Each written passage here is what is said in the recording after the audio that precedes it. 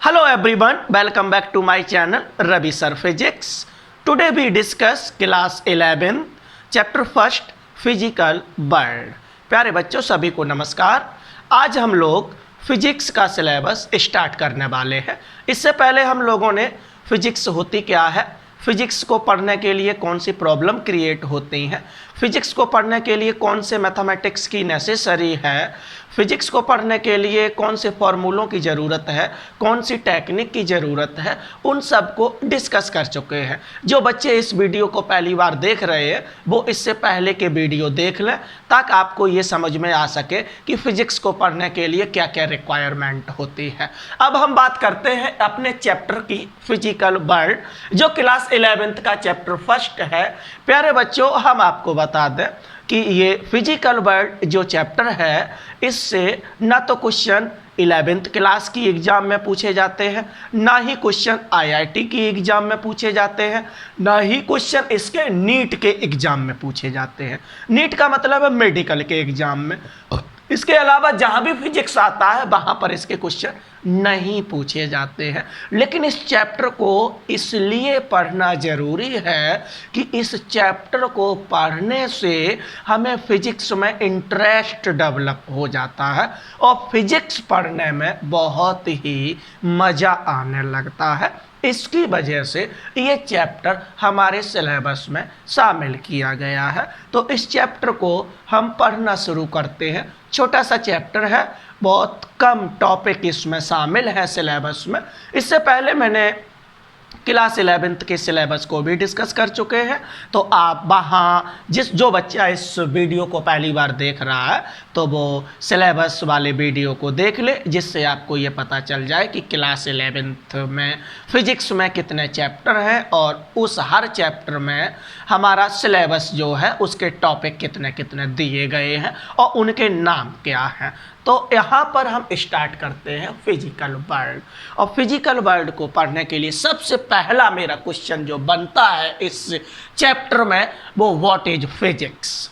Physics है क्या, physics में क्या पढ़ते हैं, फिजिक्स हमें क्यों पढ़ाई जा रही है, फिजिक्स का इंजीनियरिंग से क्या लेना देना है, फिजिक्स का एमबीबीएस या मेडिकल से क्या लेना देना है।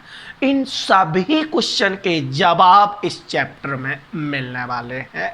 तो आप लोग ध्यान से वीडियो को देखिए और इन सभी क्वेश्चंस के जवाब आप तक पहुंचेंगे। तो सबसे पहला क्वेश्चन, जैसे मैंने कहा, व्हाट इज फिजिक्स। तो फिजिक्स की शुरुआत जिस वर्ड से हुई है वो वर्ड आपका ये लिखा हुआ है, यहाँ से फिजिक्स की शुरुआत हुई है। और ये जो अल्फ़ाबेट हैं आपके वो अल्फ़ाबेट ग्रीक लैंग्वेज के हैं। मीन्स ये ग्रीक लैंग्वेज का वर्ड है जिसका बेसिकली मीन्स फ्यूसिस है। ये फ्यूसिस लिखा हुआ है और फिजिक्स का जो प्रोडक्शन है, ओरिजिनेशन है, वो इस वर्ड से हुआ है। ये वर्ड फ्यूसिस है और ये फ्यूसिस वर्ड किस लैंग्वेज का है, तो ये ग्रीक लैंग्वेज का वर्ड है जिसका मीन्स है नेचर। फ्यूसिस वर्ड से फिजिक्स की शुरुआत हुई है। तो अगर आपसे कहा जाता है कि फिजिक्स वर्ड किस से बना हुआ है, तो फिजिक्स वर्ड जो है वो ग्रीक लैंग्वेज के फ्यूसिस वर्ड से बना हुआ है जिसका मीन्स नेचर है। नेचर इस फ्यूसिस का मीन्स है, ये यहाँ पर बताया गया है। एरिस्टोटल ने, जो कि एक फिलोसफर थे, एरिस्टोटल जिसको हम लोग अरस्तु भी बोलते हैं, उन्होंने संस्कृत में इसी के लिए एक वर्ड दिया और उस वर्ड को हम भौतिकी बोलते हैं। तो फिजिक्स में भौतिकी वर्ड का यूज किया गया है। फिजिक्स मतलब संस्कृत में फिजिक्स को भौतिकी बोला गया है, जबकि ग्रीक लैंग्वेज में फिजिक्स को फ्यूसिस बोला गया है जिसका मीन्स है नेचर। तो प्यारे बच्चों, मैं आपको बता दूं कि जब से ये दुनिया बन के तैयार हुई है तब से, जब से हम लोग इस धरती पर आए हुए हैं, तब से हम लोग हमेशा ये सोचते रहते हैं कि हमारे आसपास जो भी है वो ऐसा क्यों है, और जो भी हो रहा है ऐसा क्यों हो रहा है, उसको पता लगाने की जिज्ञासा हमारे मन में हमेशा होती रहती है। जो भी कुछ हमारे आसपास दिखाई दे रहा है उसके बारे में जो भी पता करना होता है उसी को हम फिजिक्स बोलते हैं। तो फिजिक्स में हमारे आसपास जो भी कुछ मुझे दिखाई दे रहा है उसके बारे में पता करना ही फिजिक्स है। इसलिए फिजिक्स की कोई भी एग्जैक्ट डेफिनेशन अभी तक नहीं बनी है और ना ही बनना पॉसिबल है, क्योंकि इस पूरे यूनिवर्स में क्या क्या है और क्या क्या हो सकता है इसका अभी तक पूर्ण रूप से पता नहीं चला है। तो हम फिजिक्स की एग्जैक्ट डेफिनेशन नहीं बोल सकते हैं। अलग अलग लोगों ने फिजिक्स को अलग अलग तरीके से एक्सप्लेन किया है। तो कुछ लोगों का कहना है कि जो भी हमारे आसपास दिखाई दे रहा है, जिसको हमें जानने की जिज्ञासा है, उसी को हम फिजिक्स कहते हैं। कुछ लोगों ने कहा जो भी हमारे आसपास दिखाई दे रहा है उसी को तो नेचर बोलते हैं। इसका मतलब है नेचर के बारे में पता करना ही फिजिक्स है। तो मैंने यहाँ पर एक फिजिक्स का मीन्स लिख दिया है, the study of nature and natural phenomena. Physics का मीन्स क्या है? फिजिक्स का मीन्स है the study of nature and natural phenomena. इसी को हम किससे बोलते हैं? फिजिक्स बोलते हैं। तो फिजिक्स की कई एक डेफिनेशंस हैं, कई एक अलग अलग तरीके से फिजिक्स को एक्सप्लेन किया गया है। तो उसकी कोई भी एग्जैक्ट डेफिनेशन नहीं है। हम बता रहे हैं, ये भी आप बोल सकते हैं, या मैंने कहा जो भी हमारे आसपास है उसके बारे में पता करना ही फिजिक्स है, ये भी आप बोल सकते हैं। इसके अलावा बहुत सारे लोगों ने अलग अलग तरीके से फिजिक्स को एक्सप्लेन किया है, तो आप उस तरीके से कर सकते हैं। तो आप इसको ध्यान रख सकते हैं, क्योंकि ये मैंने यहाँ से जोड़ा है, और नेचर वर्ड जो है वो इस वर्ड से इसका मीन्स है, और इसी से फिजिक्स बनी हुई है। इसकी वजह से हमने इस चीज़ को लिख दिया है। तो फिजिक्स में आप लोग इसको याद रखेंगे। यहाँ मैंने लिखा the study of nature and natural phenomena. Natural phenomena कौन सी हैं? नेचुरल फिनोमेना बहुत सारी दिखाई देती हैं। कुछ नेचुरल फिनोमेना मैंने यहाँ पर लिख दी हैं, जैसे डे और नाइट का लगातार होना, ये भी एक नेचुरल फिनोमेना है। इसमें हम कोई चेंज नहीं कर सकते हैं। डे होता है फिर नाइट होती है, नाइट के बाद फिर डे होता है। ऐसा कभी नहीं होता है कि नाइट के बाद डे ना हो या डे के बाद नाइट ना हो, ना ही हम रोक सकते हैं। दूसरा मैंने लिखा सीजन का चेंज होना। कभी समर सीजन आती है, कभी विंटर सीजन आती है, कई एक सीजन्स हैं जो अलग अलग चेंज होती रहती हैं। उसके साथ साथ मैंने लिखा रेनबो। आप सभी बच्चों ने रेनबो देखा होगा। रेनबो बरसात के सीजन में बनता है, बड़ा ही अच्छा लगता है देखने में, कलरफुल होता है, और उसको हम रेनबो बोलते हैं। उसके साथ साथ कई एक टाइड्स, कितनी सारी फिनोमेना हैं जिनको यहाँ बताना मुश्किल है। आप सभी जानते भी हैं, बहुत सारी फिनोमेना हैं जिनको यहाँ बताना मुश्किल है। कुछ फिनोमेना मैंने यहाँ पर लिख दी। बरसात का होना, बरसात कब होती है ये भी पता रखना, अर्थ का रोटेट होना, सन से लाइट अर्थ तक पहुँचना, कैसे मून अर्थ के अराउंड रिवॉल्व हो रहा है, अर्थ जो है वो सन के अराउंड रिवॉल्व होती है। तो इस तरीके से नेचुरल फिनोमेना की कोई भी कमी नहीं है। कुछ नेचुरल फिनोमेना मैंने ये लिखी और ये हमारे मन में हमेशा से जिज्ञासा रही है कि ऐसा क्यों हो रहा है। तो पता चलता है कि ये सभी की सभी नेचुरल फिनोमेना कुछ ना कुछ लॉ या रूल्स को फॉलो कर रहे हैं और उन रूल्स के हिसाब से ही लगातार इसी तरीके से चक्र चल रहा है। मून एक पर्टिकुलर फिक्स टाइम में अर्थ के अराउंड रिवॉल्व होता है, तो कभी कभी मून मुझे दिखाई नहीं देता, कभी कभी पूरा दिखाई देता है। अर्थ जो है वो एक पूरा राउंड लगाने में 365 एंड 6 आवर का समय लेती है, तो हर बार इतना ही लिया उसने। चाहे पूर्वजों की किताबों को पढ़ लो या प्रेजेंट टाइम की बुक्स को पढ़ लीजिएगा, तो ये पता चलता है अगर कुछ देखा जाए तो नेचुरल फिनोमेना कुछ ना कुछ रूल्स फॉलो करते हैं और उन रूल्स या लॉ को ही वो गवर्न करते हैं और उन लॉ का पता करना ही, क्या उसमें हम मॉडिफिकेशन कर भी सकते हैं, इसका पता करना ही फिजिक्स बोला जाता है। तो प्यारे बच्चों, बहुत ही इंटरेस्टिंग सब्जेक्ट है फिजिक्स, क्योंकि हमारे मन में हमेशा से ये जिज्ञासा रहती है कि हमारे पड़ोस में हो क्या रहा है, कैसे पता करेंगे, बाहर निकल के पता करेंगे या छत पे चढ़ कर के पता करेंगे, क्या खा रहे हैं, क्या पी रहे हैं, रुपया इतना कहाँ से आ रहा है। तो बहुत ही पड़ोस के बारे में जानकारी अगर आप करना चाहते हैं तो फिजिक्स को पढ़ना पड़ेगा, तभी आप उसके बारे में सीख पाएंगे।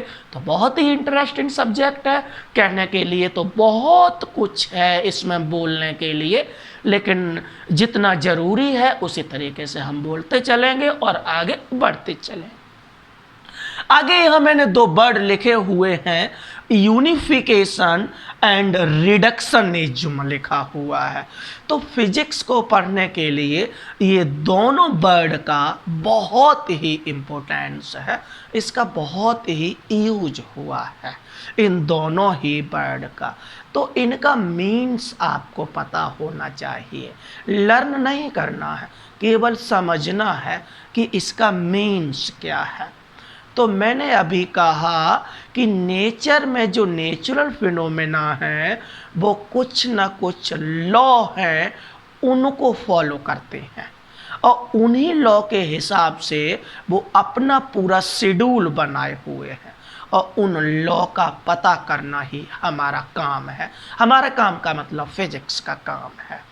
तो फिजिक्स में हम फिजिक्स को पढ़ने के लिए कुछ ऑब्जर्वेशन करते हैं, मीन्स कुछ एक्सपेरिमेंट करते हैं, कुछ मैथ के फॉर्मूले बनाते हैं जिनकी हेल्प से किसी पर्टिकुलर फिनोमेना की जानकारी प्राप्त करते हैं। तो यूनिफिकेशन वर्ड मुझे ये सिखाता है कि ऐसे लॉ बनाइए जिस लॉ का यूज ज़्यादा से ज़्यादा नेचुरल फिनोमेना में कर सके। ये वर्ड यूनिफिकेशन मुझे सिखाता है कि ऐसे लॉ बना के तैयार कीजिए या फिजिक्स में एक ऐसी टेक्निक बना के तैयार करो जिसको हम ज़्यादा से ज़्यादा नेचुरल फिनोमेना में यूज कर सकें। तो उस वर्ड को ही हम यूनिफिकेशन बोलते हैं। फॉर एग्जाम्पल, तो न्यूटन का यूनिवर्सल ग्रेविटेशनल लॉ हम लोगों ने 9th क्लास में डिस्कस किया है। तो 9th क्लास में जब यूनिवर्सल लॉ को हम लोग पढ़ते हैं तो पता चलता है कि यूनिवर्सल लॉ जो है वो पेड़ से एप्पल जो गिरा था न्यूटन के सर पर, वहाँ से लेकर के जितने भी स्टार, प्लैनेट, सैटेलाइट इस यूनिवर्स में, इस आकाश में हमें दिखाई देते हैं, सभी पर वो अप्लाई होता है। तो छोटे से छोटे ऑब्जेक्ट से लेकर के बड़ी से बड़ी लार्जेस्ट बॉडी तक वो लॉ आप अप्लाई करते हैं। तो ये एक एग्जाम्पल हुआ कि यूनिफिकेशन का, कि न्यूटन्स का एक ही लॉ है, जाने कितनी बॉडी पर उसको आसानी से अप्लाई कर सकते हैं। तो ये यूनिफिकेशन का वर्ड हुआ। अब हम करते हैं रिडक्शनिज्म। इसका क्या मीन्स है? तो रिडक्शनिज्म का मीन्स है कि सबसे पहले हम उसके बारे में पता करते हैं जो मुझे दिखाई देता है। दिखाई देता है, दिखाई वही देती हैं जो लार्ज बॉडी होती हैं। तो लार्ज बॉडी के लिए माइक्रोस्कोपिक वर्ड का यूज हुआ है। तो ये कहा कि पहले हम किसी लॉ को या थ्योरी को मैक्रोस्कोपिक बॉडी पर अप्लाई करेंगे, फिर धीरे धीरे उस मैक्रोस्कोपिक बॉडी पर जो मैंने थ्योरी अप्लाई की है उसको उन बॉडी पर अप्लाई करेंगे जो मुझे दिखाई नहीं देते हैं। तो ये वर्ड मुझे कहता है रिडक्शनिज्म। लार्ज को स्मॉल पार्ट में धीरे धीरे धीरे धीरे कम करते चले आओ, और कोई ऐसा लॉ बनाया जो लार्ज बॉडी के साथ साथ धीरे धीरे धीरे धीरे स्मॉल बॉडी पर भी अप्लाई होता है, तो उसी को हम रिडक्शनिज्म कहते हैं। रिडक्शन से बना, रिडक्शन का मीन्स आप जानते हैं लगातार डिक्रीज होते चले जाना। तो ये लार्ज बॉडी पर जो लॉ अप्लाई होते हैं उनको माइक्रोस्कोपिक बॉडी पर भी अप्लाई करो, तो ऐसे वर्ड को हम रिडक्शनिज्म कहते हैं। ये मुझे ये सिखाता है भैया ऐसी थ्योरी बनाओ जो लार्ज बॉडी पर भी काम करे और स्मॉल बॉडी पर भी काम करे। तो इसका एग्जाम्पल हम आपको बता दें तो थर्मोडायनामिक्स है। थर्मोडायनामिक्स में हम आगे आपको बताएंगे कि बहुत सारी चीज़ें हम लोग पढ़ते हैं जिनकी हमें बहुत ज़्यादा ज़रूरत है। तो थर्मोडायनामिक्स में टेम्परेचर को हम पढ़ते हैं और ये देखते हैं कि जब कोई ऑब्जेक्ट चलता है तो उसकी एनर्जी जो है वो टेम्परेचर पर डिपेंड करती है। जो टेम्परेचर और एनर्जी का रिलेशन है उसी रिलेशन का यूज मॉलिक्यूल के लिए किया गया है। मुझे उम्मीद है कि सभी बच्चे मॉलिक्यूल और एटम के बारे में जानते होंगे, केमिस्ट्री में हम लोग पढ़ते हैं। तो वही फॉर्मूला मॉलिक्यूल के लिए भी यूज किया गया है और बिल्कुल करेक्ट वैल्यू देता है। तो मॉलिक्यूल का साइज और किसी बॉडी का साइज की अगर कंपैरिजन किया जाए तो बॉडी का साइज बहुत ज़्यादा लार्ज होगा इन कंपैरिजन मॉलिक्यूल। तो मैक्रोस्कोपिक मैंने स्टडी की और उसका यूज माइक्रोस्कोपिक में भी किया। ये काम जो मुझे सिखाता है कि भैया ऐसा करो, उसी को हम रिडक्शनिज्म कहते हैं। तो ये दोनों वर्ड का विशेष ध्यान हमें रखना पड़ता है जब हम फिजिक्स के लिए कोई थ्योरी बना के तैयार करते हैं।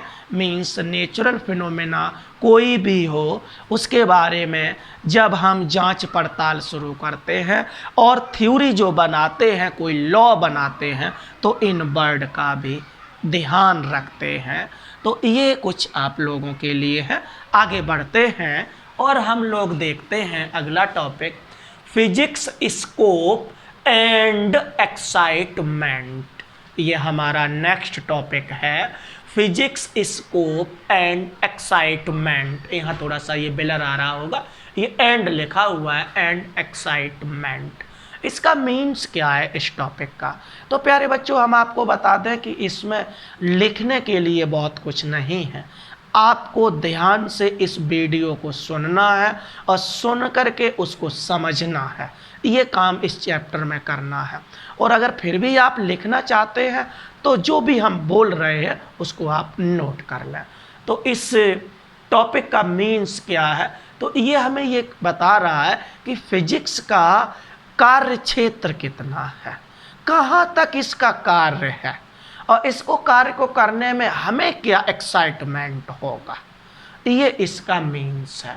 तो फिजिक्स का कार्य क्षेत्र पता करने के लिए वैसे तो ये डेफिनेशन ही बहुत काफ़ी है, क्योंकि जिसमें ये कहा गया है कि भैया इसमें हम जो भी हमारे आसपास है इस पूरे यूनिवर्स में उसके बारे में पता करते हैं। तो इसी से पता चल गया कि ये कितना ब्रॉड रीजन या ब्रॉड एरिया में फैला हुआ है, कितनी सारी नेचुरल फिनोमेना हैं उनके बारे में इसमें पता करना ही फिजिक्स है। तो फिजिक्स का फील्ड जो है वो बहुत बहुत लार्ज है। उसके साथ साथ फिर भी यहाँ पर कुछ मैंने यहाँ पर फिजिक्स की ब्रांच को डिस्कस किया है, जिसमें हम क्या क्या पढ़ते हैं, जिसको देख करके पता चल जाएगा कि फिजिक्स का स्कोप जो है वो क्या है। तो फिजिक्स जो है बेसिकली उसको जब हमने क्लासिफाइड किया तो दो उसकी मेन ब्रांच रखते हैं, जिसमें एक हम मैक्रोस्कोपिक बोलते हैं और दूसरे को माइक्रोस्कोपिक बोलते हैं। बेटा समझना है केवल, तो आप यहाँ से समझना, लिखना बहुत ज़्यादा नहीं है। मैक्रोस्कोपिक एक ब्रांच होती है और एक माइक्रोस्कोपिक ब्रांच होती है। मैक्रोस्कोपिक को हम क्लासिकल मैकेनिक्स भी बोलते हैं और स्पेशली इसको हम 11th क्लास में पढ़ते हैं।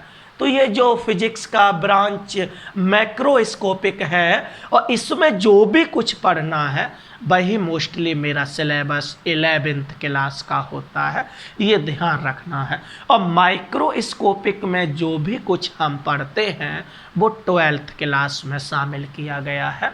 तो क्लासिकल मैकेनिक्स भी बोला जाता है माइक्रोस्कोपिक को, ये न्यूटन साहब ने बढ़ दिया है क्लासिकल मैकेनिक्स, इस ध्यान आपको रखना है। ये माइक्रोस्कोपिक का ही दूसरा नाम है क्लासिकल मैकेनिक्स। और क्लासिकल मैकेनिक्स में हम क्या क्या पढ़ते हैं, तो मैकेनिक्स, थर्मोडायनामिक्स, इलेक्ट्रोमैग्नेटिज्म और ऑप्टिक्स पढ़ते हैं। ये आपको ध्यान रखना। मैकेनिक्स में क्या पढ़ते हैं, तो मैकेनिक्स में जितना भी सिलेबस 11th में है वो 90% सिलेबस जो है, 90 नहीं तो 70% सिलेबस मैकेनिक्स से रिलेटेड है। मैकेनिक्स में हम वेरियस टाइप के फोर्स के बारे में पढ़ते हैं, मैकेनिक्स में हम वेरियस टाइप की मोशन के बारे में पढ़ते हैं, मैकेनिक्स में हम वेरियस प्लैनेट, स्टार और सैटेलाइट के बारे में पढ़ते हैं, मैकेनिक्स में हम कई एक मटेरियल की प्रॉपर्टी के बारे में पढ़ते हैं। तो ये सब पढ़ने का काम हमें मैकेनिक्स में करता है। Various force, various motion, star, planet, satellite, properties of material, कई एक टाइप की मोशंस है, सब के बारे में पढ़ने का काम जिसमें करते हैं उसी को मैकेनिक्स कहते हैं। और ये 11th क्लास में बहुत सारे चैप्टर इसी से बनाए गए हैं, ये भी ध्यान रखेंगे। दूसरा आपको है थर्मोडायनामिक्स। तो थर्मोडायनामिक्स भी 11th क्लास में ही पढ़ते हैं, जिसमें हम पढ़ते हैं कि heat, temperature, entropy, enthalpy, law, specific heat, latent heat, heat engine, steam engine, ये diesel engine, petrol engine, refrigerator, ये सब पढ़ने का काम जो है वो थर्मोडायनामिक्स में किया जाता है। तो है ना बहुत ही इंटरेस्ट का, क्योंकि इसमें हम हीट इंजन के बारे में पढ़ते हैं, हीट इंजन से ही हमारे व्हीकल जुड़े हुए हैं। तो सभी व्हीकल हमारे लिए कितने इम्पोर्टेंस रखते हैं ये हम सभी जानते हैं। उसके आगे आता है इलेक्ट्रोमैग्नेटिज्म। इसको हम आपको बता दें 12th क्लास में पढ़ते हैं इलेक्ट्रोमैग्नेटिज्म को। तो इलेक्ट्रोमैग्नेटिज्म को हमने 10th में भी पढ़ा है, जो अभी आप लोग पढ़ करके आए हुए हैं। इलेक्ट्रोमैग्नेटिज्म में हम पढ़ते हैं electric charge, electric current, electric potential difference, electromotive force, resistance, हम इसी में पढ़ते हैं इलेक्ट्रिक फील्ड, मैग्नेटिक फील्ड भी इसी में हमें पढ़ना पड़ता है। मैग्नेटिक फील्ड अभी आप 10th में पढ़ के आए हैं। इलेक्ट्रिक करंट के बारे में भी पढ़ा है, रेजिस्टेंस के बारे में भी पढ़ा है आपने। तो ये सब काम जो है वो इलेक्ट्रोमैग्नेटिज्म में किया जाता है। इलेक्ट्रिक का मतलब इलेक्ट्रिक फील्ड और मैग्नेटिज्म का मैग्नेटिक फील्ड, और ये दोनों फील्ड एक साथ में होते हैं। तो दोनों को ही हम 12th क्लास में पढ़ते हैं, या आपने कुछ इसका 10th क्लास में पढ़ा है। ऑप्टिक्स में हम क्या पढ़ते हैं, तो ऑप्टिक्स जो है इसका मीन्स लाइट से है, स्टडी ऑफ लाइट।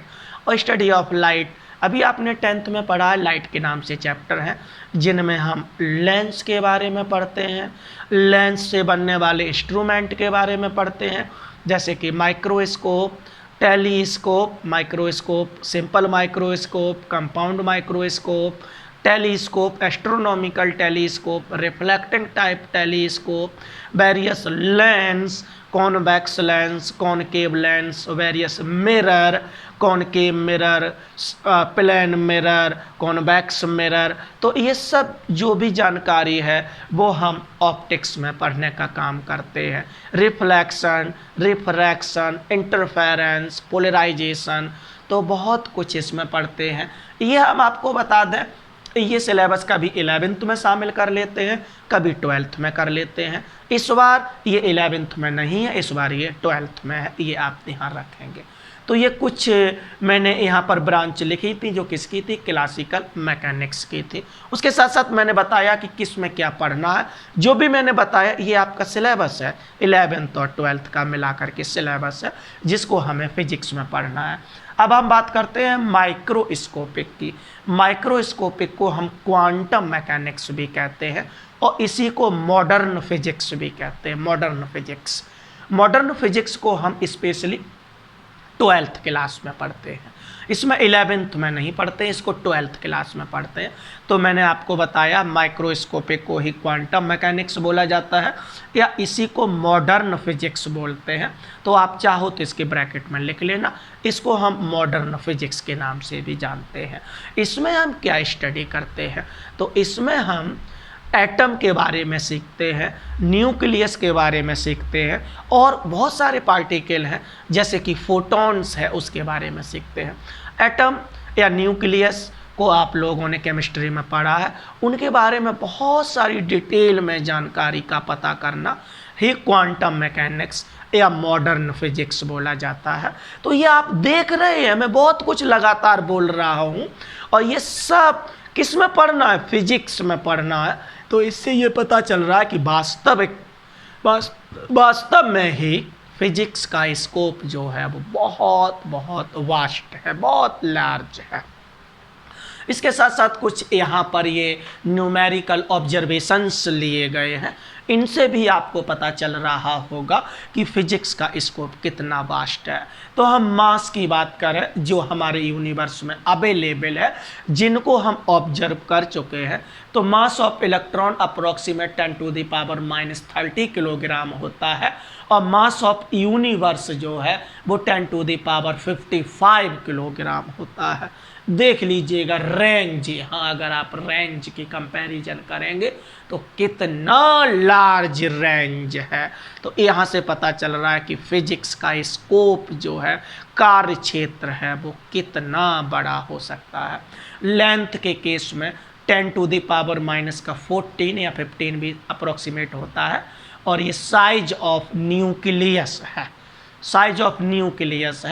और ये साइज ऑफ यूनिवर्स दे रखा है 10⁻26 मीटर। यहाँ से आप आइडिया लगा सकते हैं कि भैया कितना वास्ट क्षेत्र है इसका, फिजिक्स का। टाइम के उसमें देख सकते हैं तो 10⁻22 सेकेंड लाइट न्यूक्लियस को क्रॉस करने में इतना समय लेती है। और सन की लाइफ जो है वो यहाँ पर मैंने लिखा है, यहाँ यूनिवर्स की लाइफ लिखी जाएगी, ये लाइफ ऑफ यूनिवर्स है, ये आप लोग ध्यान रखेंगे। तो लाइफ ऑफ यूनिवर्स 10⁻18 सेकेंड है। तो यहाँ से आप देख सकते हैं कि कितना, तो इन ऑब्जर्वेशन के बीच का रेंज अगर देखा जाए तो बहुत ज़्यादा है, और यहाँ से यहाँ तक मुझे पहुँचना है, यहाँ से यहाँ तक पहुँचना है, इसमें जो भी कुछ है उसके बारे में ही हमें पता करना है। ये हमारा स्कोप है फिजिक्स का।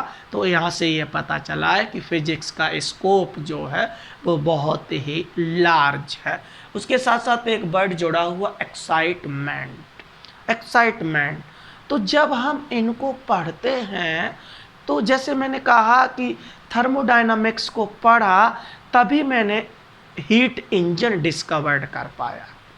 और हीट इंजन जब डिस्कवर्ड किया तो सबसे पहले जेम्स वाट ने स्टीम इंजन को डिस्कवर्ड किया था। स्टीम इंजन में आपने देखा होगा, पुरानी फिल्मों में या बुकों में पढ़ते हैं, अब नहीं देखने को मिलता है, तो आपने देखा होगा कि उसमें कोयला और पानी, कोयला को जलाया जाता था और जला करके पानी को गर्म करते थे, तब पानी आपका वेपर में कन्वर्ट होता था, स्टीम मिलती थी और उस स्टीम से जो एनर्जी थी उससे आपका इंजन, उसकी वजह से इंजन आगे की ओर बढ़ता था। तो स्टीम इंजन जो था उसकी एफिशिएंसी बहुत कम थी। मैंने का मतलब बहुत ज़्यादा हम इनपुट देते थे तो आउटपुट बहुत ही कम मिलता था। मीन्स हम ये कहें कि उसका माइलेज जो था वो बहुत ही कम था। तब सुधार किया गया, माइलेज को बढ़ाने के लिए हमने स्टीम इंजन की जगह पर डीजल इंजन का प्रयोग किया। तो ये एक्साइटमेंट ही तो था हमारे अंदर, अरे भैया इससे हमें कुछ काम नहीं बन पा रहा है, बहुत ही कम एफिशिएंसी है, माइलेज बहुत कम है, बड़ी दिक्कत हो रही है दूर तक जाने में, बहुत ज़्यादा मटेरियल फ्यूल खर्च हो रहा है, तो कुछ ऐसा करे कि इसकी जगह पर कोई ऐसा इंजन बन के तैयार हो जो ज़्यादा माइलेज दे, जिसमें कम फ्यूल खर्च हो। तो हीट इंजन बना लिया गया। हीट इंजन में डीजल इंजन, डीजल से भी फिर पेट्रोल इंजन, और पेट्रोल इंजन से आजकल इलेक्ट्रिसिटी का यूज किया जा रहा है।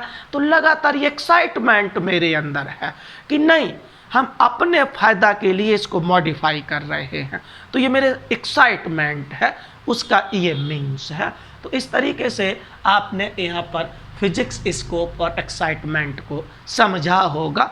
आगे हम पढ़ते हैं, उससे पहले चाहो तो आप इसका स्क्रीनशॉट ले लो, जिससे आप जब इसको देखो और वीडियो को 2-3 बार लगातार सुन लेना, जिससे ये बिल्कुल ही कंसेप्ट जो हैं वो आपके क्लियर हो जाएंगे।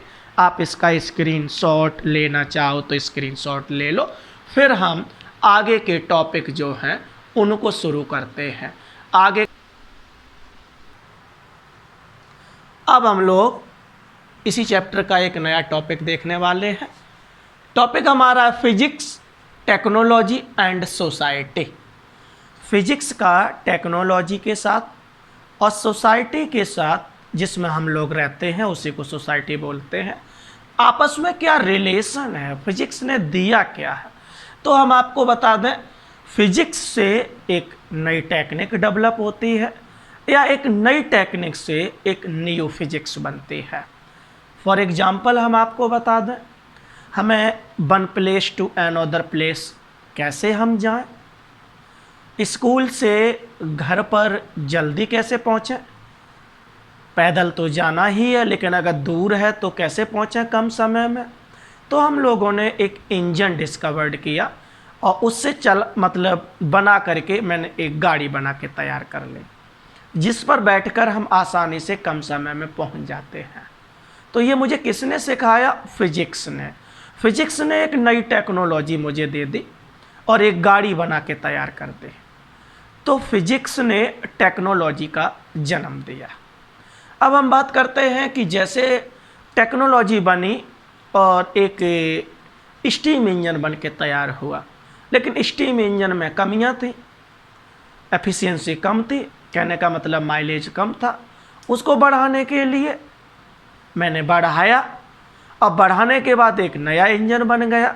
तो एक नए इंजन के बारे में पता करना, एक नई फिजिक्स बन गई। स्टीम इंजन से हीट इंजन, डीजल इंजन बना, तो डीजल इंजन एक न्यू टेक्नोलॉजी से बना, लेकिन डीजल इंजन के बारे में पढ़ना फिजिक्स हो गया। तो टेक्नोलॉजी से फिजिक्स का जन्म होता है और फिजिक्स से टेक्नोलॉजी का जन्म होता है। दोनों ही एक दूसरे से रिलेटेड है और हम उसका फ़ायदा उठाते हैं। हम अपने ज़रूरतों के हिसाब से फिजिक्स में कुछ नए इन्वेंशन करते हैं और उन्हीं को हम टेक्नोलॉजी कहते हैं। और टेक्नोलॉजी से जो नए इन्वेंशन हुए उनके बारे में जो हम पढ़ते हैं, पता करते हैं, वो एक नई फिजिक्स बन जाती है। तो कुछ मैंने यहाँ पर लिखे हुए हैं, बहुत सारी आप इस तरीके से दे सकते हो थ्योरी प्रिंसिपल जो फिजिक्स ने दिए हैं और उनसे टेक्नोलॉजी का जन्म हुआ है। तो एनसीईआरटी में टेबल बनी हुई है, तो आप टेबल को पढ़ करके ये लर्न नहीं करनी है, केवल आपको पढ़नी है, जिससे ये पता चल सकता है कि फिजिक्स और टेक्नोलॉजी का क्या रिलेशन है। यहाँ हम बात करते हैं इलेक्ट्रिसिटी को प्रोड्यूस करना। इलेक्ट्रिसिटी का कितना यूज है हम सब लोग जानते हैं। कैसे प्रोड्यूस हुआ? तो फिजिक्स में इलेक्ट्रोमैग्नेटिक इंडक्शन मैंने पढ़ रखा है। इलेक्ट्रोमैग्नेटिक इंडक्शन 12th में पढ़ेंगे। उसको पढ़ा, जब हमने उसको पढ़ा तो उसके हेल्प से मैंने इलेक्ट्रिसिटी को प्रोड्यूस करने के लिए एक इंस्ट्रूमेंट बना लिया। मीन्स एक नई टेक्नोलॉजी डेवलप हो गई। तो ये प्रिंसिपल है और ये टेक्नोलॉजी है। इसी तरीके से हमने कहा ट्रांसपोर्ट की बात। मैंने अभी कहा था कि कम समय में पहुंच जाएं, तो उसके लिए मैंने इंजन जो है वो डिस्कवर्ड कर लिया और इसकी हेल्प से हमें क्या, तो ये मैंने कहाँ पढ़ा? फिजिक्स में। और उससे मैंने एक टेक्नोलॉजी मुझे डेवलप हो गई कि कम समय में हम वहाँ पहुँच सकते हैं।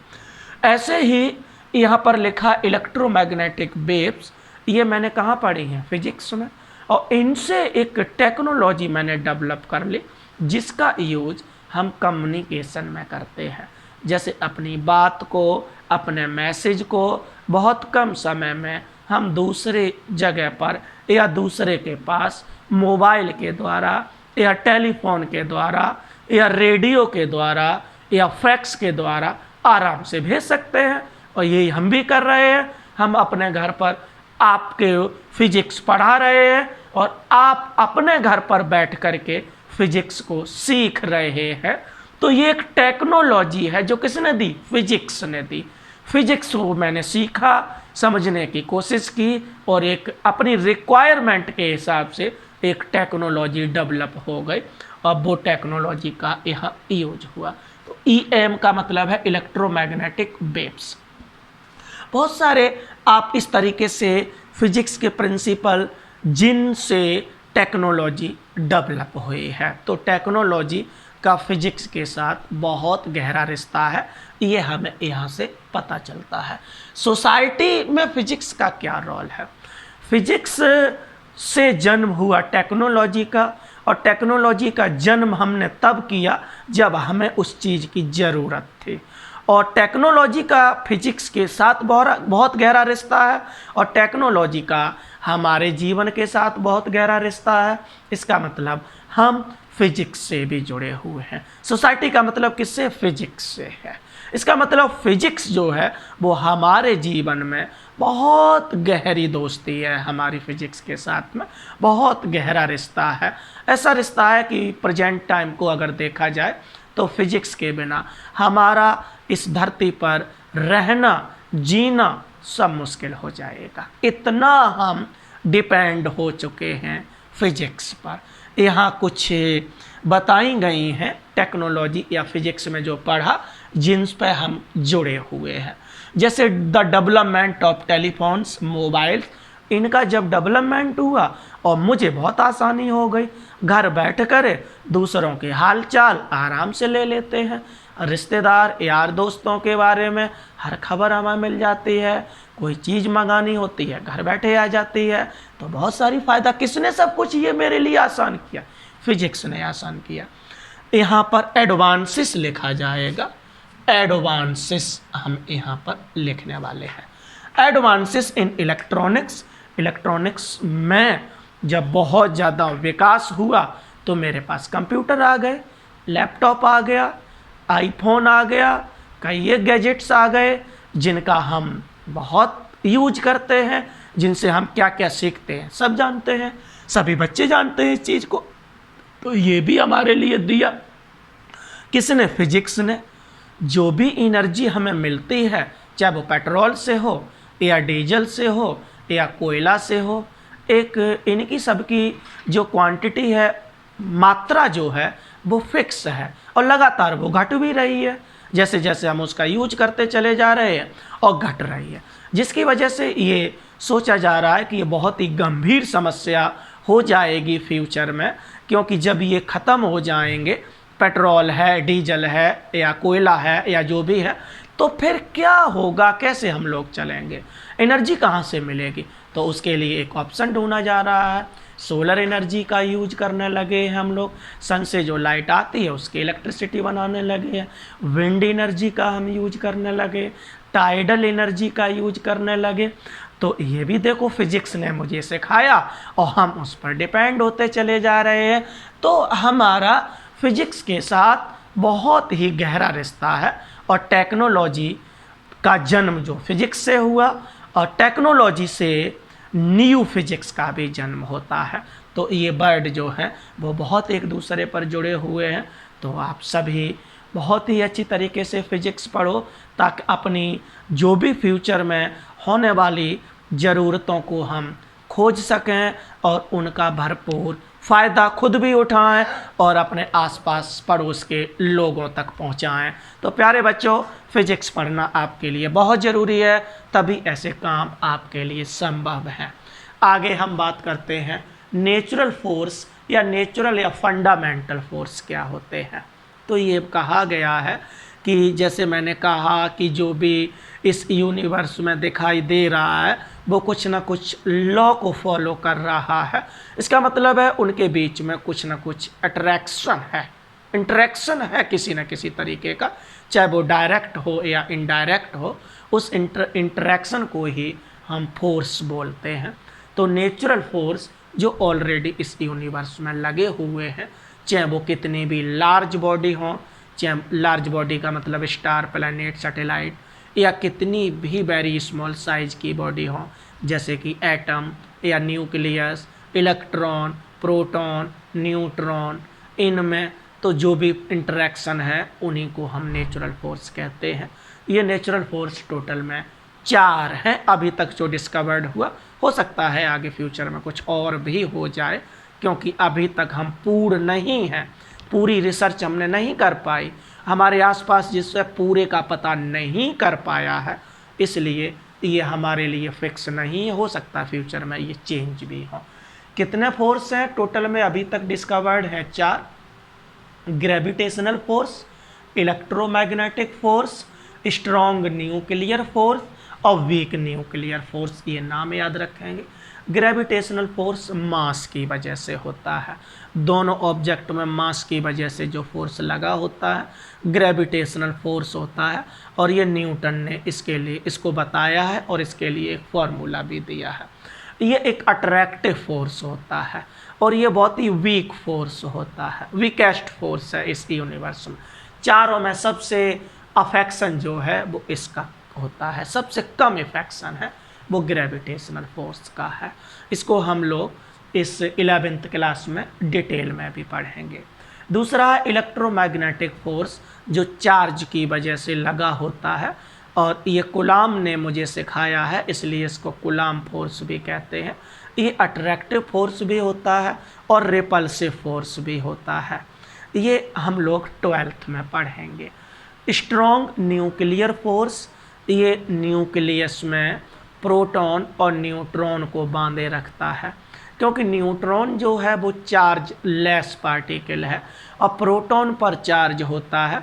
तो अगर चार्ज की वजह से फोर्स लगेगा तो आपका इलेक्ट्रोमैग्नेटिक होगा, लेकिन न्यूट्रॉन पर तो चार्ज होता ही नहीं है, तो ये तो होगा नहीं। मास पर ये डिपेंड करता है और न्यूट्रॉन और प्रोटॉन का मास बहुत कम होता है, तो इसका अफेक्शन बहुत ही कम होगा। लेकिन फिर भी न्यूक्लियस में प्रोटॉन और न्यूट्रॉन बाउंड रहते हैं। इसका मतलब है ना तो ये फोर्स लगा है ना ये फोर्स लगा है, कोई अलग से तीसरा एक और फोर्स लगा है, उस फोर्स को ही स्ट्रॉन्ग न्यूक्लियर फोर्स कहते हैं। तो प्रोटॉन और न्यूट्रॉन को जो फोर्स बाउंड रखता है उसी को हम स्ट्रॉन्ग न्यूक्लियर फोर्स कहते हैं। इसकी जो पावर है, स्ट्रेंथ जो है, तीनों में सबसे ज़्यादा होती है। तो strongest force is the strong nuclear force, weakest force is the gravitational force, ये ध्यान रखेंगे। अगला fourth number, weak nuclear force. Weak nuclear force हमेशा नहीं लगा होता है, ये तभी लगा होता है जब न्यूक्लियस से एक बीटा नाम का पार्टिकल एमिट होता है। अल्फा बीटा गामा ये रेडियो एक्टिव पार्टिकल्स होते हैं, और रेडियो एक्टिविटी को किसी न किसी क्लास में आप लोगों ने पढ़ा होगा, तो वहाँ पर अल्फ़ा बीटा गामा की बात की है।